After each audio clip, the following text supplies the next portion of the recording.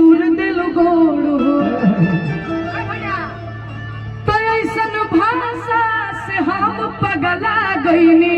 आर्यन बाबू वाला तनी वोकल बढ़ा दीजिए भैया, वोकल बढ़ा दीजिए भैया, साउंड वाले भैया वोकल बढ़ाइए आर्यन कि बाबू। पगला गईनी। और क्या कहती है कि बेची कापी किताब भुजा खा गईनी।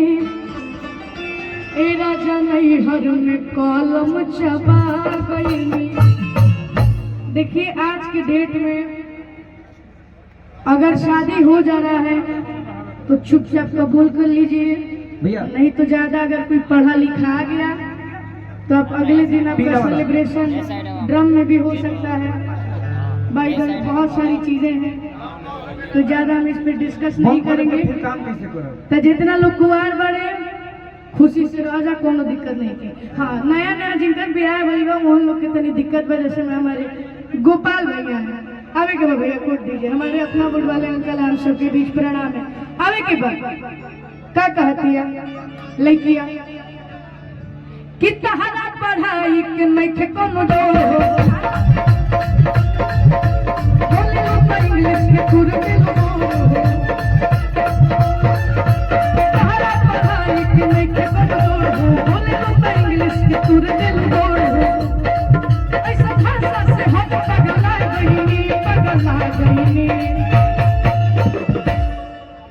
लड़किया कहती है तब बेची कापी किताब भुजा खा गईनी।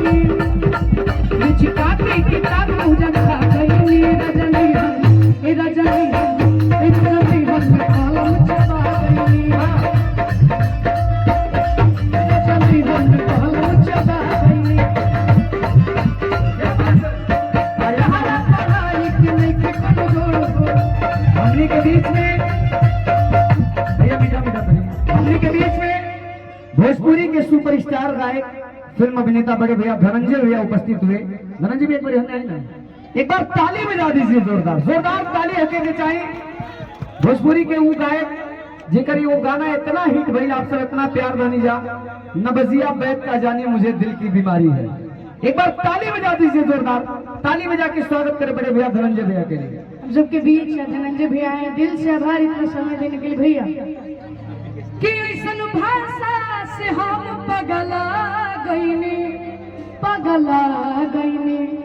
अच्छा जब अंग्रेजी बोले ना मिला तो काहे बोले भोजपुरी बोला चाहे हिंदी बोला ये क्या भोजपुरी हिंदी इंग्लिश सब मिक्स कर देते और पता नहीं कि चलो क्या बोला था। तब बेची कापी किताब भुजा खा गईनी।